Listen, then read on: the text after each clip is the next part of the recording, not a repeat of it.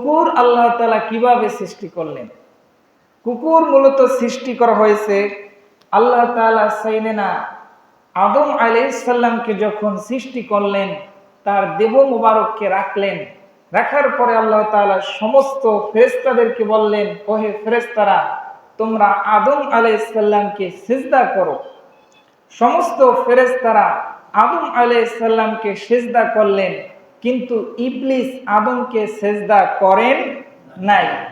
বরং সে তো সিজদা করেনই নাই, বরং সে আদম আলাইহিস সালামের দেহের মধ্যে, জিসিমের মধ্যে থুতু নিক্ষেপ করেছে। বলুন না নাউজুবিল্লাহ। আদম আলাইহিস সালামের দেহে যখন থুতু নিক্ষেপ করলেন, এই থুতুটা সাইয়েদনা আদম আলাইহিস সালামের পেটের উপরে পড়ল।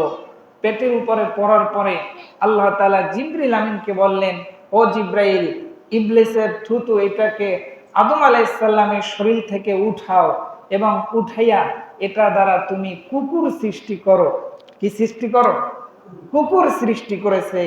এই জন্য কুকুরের মধ্যে 3টা বৈশিষ্ট্য আছে, এছাড়াও অনেকগুলো গুণ কুকুরের মধ্যে আছে। কেননা কুকুরের যেই সৃষ্টির যেই মাটি, এটা আদম আলাইহিস সালামের দেহের মাটি। এই জন্য কুকুরের মধ্যে অনেকগুলো বৈশিষ্ট্য আছে। তাফসীরের মধ্যে আছে, যেই মাটিটা সাইয়েদনা আদম আলাইহিস সালামের দেহের সাথে লেগেছিল, এই মাটি দ্বারা যেই কুকুরগুলো সৃষ্টি হয়েছে, এই কুকুরগুলো খুব প্রভুভক্ত হয়, এই কুকুরগুলো খুব ভালো হয়, এরা মানুষের সাথে ভালো ব্যবহার করে, কখনো মানুষের ক্ষতি করে না। আর যেই ইবলিসের থুতু দ্বারা যেই কুকুরগুলো সৃষ্টি করা হয়েছে, এই কুকুরগুলো পাগলা কুকুর হয়, এগুলো মানুষের ক্ষতি করে। আর যেহেতু এই কুকুরের পুরা প্রসেসিংটা করেছে ফেরেশতারা, এই জন্য কুকুরের একটা বিশেষ গুণ হলো, কুকুর এটা প্রভু ভক্ত হয়, সবচেয়ে বেশি মালিক ভক্ত হয়। এমনকি কুকুরের মেধা শক্তি, তাদের ঘ্রাণ শক্তি মানুষের থেকে প্রায় 10,000 গুণ বেশি। কয় হাজার গুণ?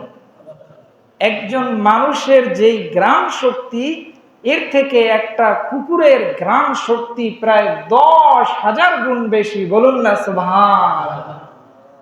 এটা আমার কথা না, বিজ্ঞানরাও এখন প্রমাণ পাচ্ছে। আপনিও খেয়াল করে দেখবেন যে কুকুর এটি অপরিচিত মানুষকে দেখলেই দেখবেন যে ঘেউ ঘেউ করে। আপনার বাড়িতে যদি কোনো কুকুর থাকে, অপরিচিত মানুষ দেখলেই এই কুকুরটা ঘেউ ঘেউ করে। কুকুর কিন্তু আমাদেরকে চিনে না। কুকুর কিন্তু, আমরা একজন মানুষ আরেকজন মানুষকে যেই রকম দেখি, কুকুর কিন্তু এরকম দেখে না। তাহলে কুকুর কিভাবে আইডেন্টিফাই করে, কিভাবে সে শনাক্ত করে যে এ অমুক, এ অমুক?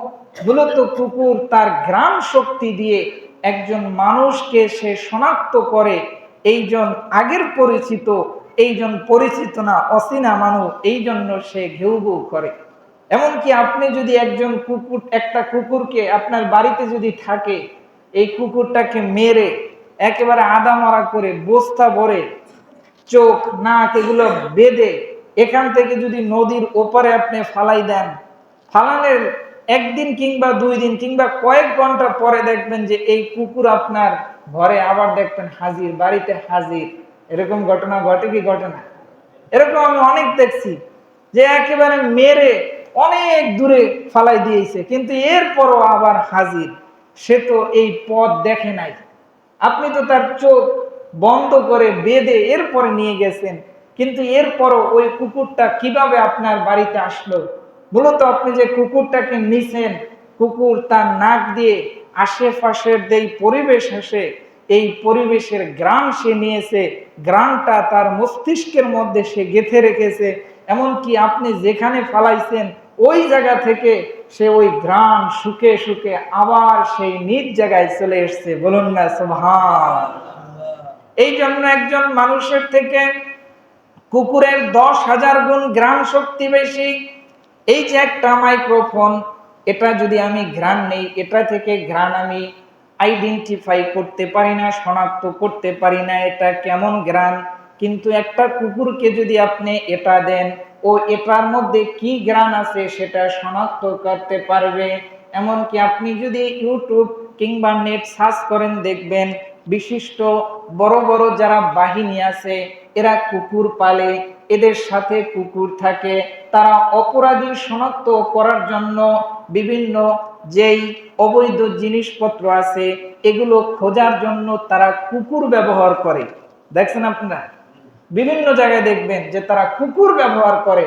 কেননা এমন এমন জিনিস আছে যেটা মানুষের তৈরি যে মেশিন, এই মেশিনেও ধরা পড়ে না। এমন এমন বোম আছে বা এমন এমন জিনিস